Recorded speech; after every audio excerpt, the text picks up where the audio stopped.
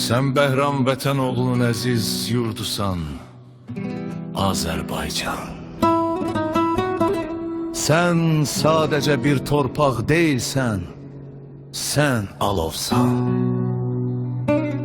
Sen tarixlerin içinden kopup gelen bir nərə, bir hayqırtısan. Senin adın çekiləndə damarlarımızda qan yox odaxır. Bu yurd əsrlər boyu sınanıb, amma sınmayıb. Yıkmaq istəyiblər, lakin mərdanə dayanır. Bölmək istəyiblər, ancaq möhkəm birləşir. Susturmaq istəyiblər, daha gür səslə danışır.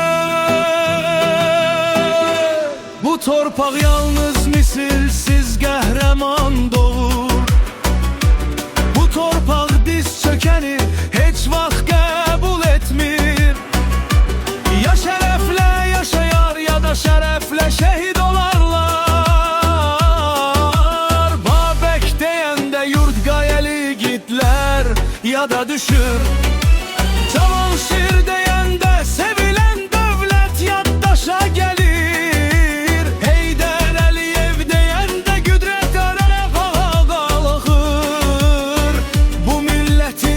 Sözü de çok iti kılınç kimidir. Nizami Gəncəvinin değerli söz hikmeti,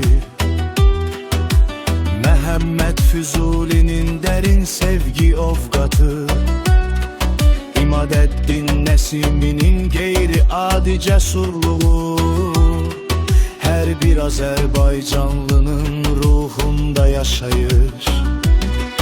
Eşit ey hudutsuz, sonu belli olmayan dünya. Bu torpağın oğulları korkmaz bir simadır. Bu hal geri çekilmez, bu millet diz çöken değil. Vətən savaşı düşmene yaxşı dəz verdi. Şehitlerin kanı yerde kalmadı, intikamı merdana alındı. Gazilerin yarası bu xalqın gurur nişanesidir. Bu torpaq uğrunda can verenlerin ruhu her zaman bizimledir. Bugün bu xalqın başında İlham Əliyev kimi müzəffər bir lider dayanır. Bugün Azərbaycan yalnız ayakta değil, hem de zirvededir.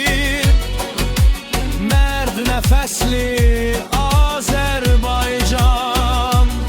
sen bəzən yanır, bəzən sönürsən. Sen haklı döyüşür, haklı yünürsən. Sen varsan ve ebedi yaşayacaksan. Mən bu torpağın layıqlı övladıyam. Gündüz qala nəfəsli hünər sahibiyəm.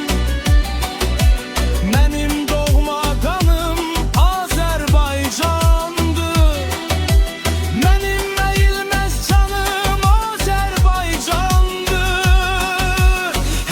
çok nikbin yaşayır Azerbaycan.